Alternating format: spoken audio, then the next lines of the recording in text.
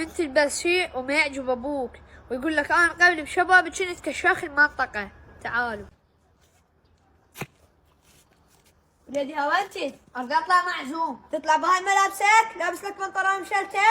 انا بشبابي كنت كشاخ المنطقة.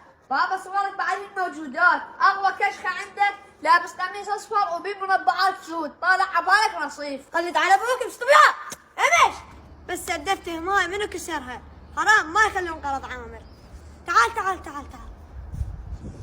شنو العطر اللي حاطه؟ بابا هذا عطر ماركة. انا بشبابي كان عطري كله جوز الهند. بابا جوز الهند تاكله مو طيب، النوب تسوونه عطير من تخلي يصير بيك ريحة مالت ليشة، تصير ريحتك ريحة المطبخ. صنف على ابوك يا سرسري يا طب اسمع. وليد انت ما تستحي على هاي ملابسك؟ بابا شو البس لك؟ تعال شوف ابوك شلون يلبس بشبابه.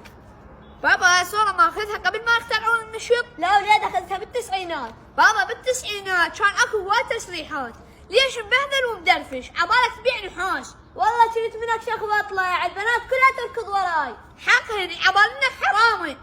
صنف على ابوك.